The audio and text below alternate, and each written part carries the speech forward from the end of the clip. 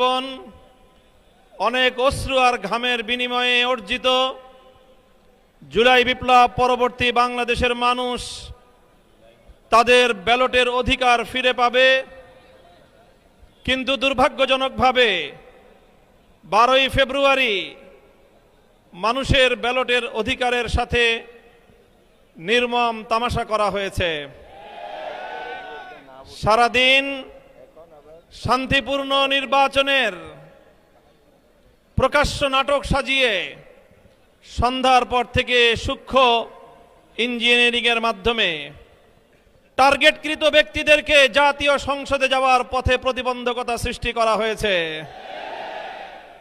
Deep স্টেটের agenda বাস্তবায়ন করতে বাংলাদেশের জনগণের অর্থে লালিত প্রশাসন ব্যবহৃত হয়েছে। সিসি আপনাকে বলতে চাই, আপনার পূর্ববর্তী সিসির পরিণাম থেকে আপনি শিক্ষা গ্রহণ করুন। আমরা যে আপত্তি জানিয়েছি, সঠিক তদন্তের মাধ্যমে জনগণের ব্যালটের অধিকার যদি ফিরিয়ে না দেন, বাংলার মানুষ জোর করে তাদের অধিকার কেড়ে নেবে ইনশাআল্লাহ।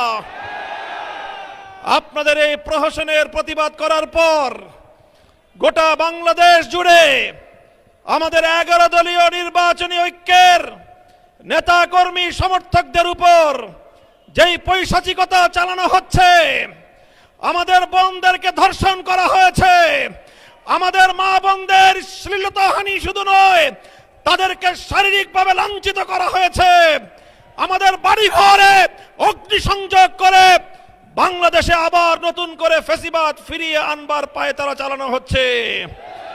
মনে রাখবেন, রক্ত দিয়ে যে জুলাই বিপ্লব হয়েছে, সেই বাংলাদেশে আর কোনোদিন ফ্যাসিবাদ ফিরে আসতে পারবে না ইনশাআল্লাহ। পুরনো ফ্যাসিবাদীদের সাথে সখ্যতা করে বাংলাদেশের রাজনীতিতে যদি তাদেরকে আপনারা প্রবেশ করবার সুযোগ তৈরি করে দিতে চান, যেই পথ ফ্যাসিবাদকে ফিরে আসার জন্য তৈরি করবেন, সেই পথ দিয়ে আপনাদেরকে দিল্লিতে বিতাড়িত করা হবে। তৃতীয় কথা আমাদের পরিষ্কার, শরীফ ওসমান হাদি সহ প্রতিটি হত্যাকাণ্ডের বিচার করতে হবে। জুলাই বিপ্লবের আকাঙ্ক্ষা বাস্তবায়ন করতে হবে।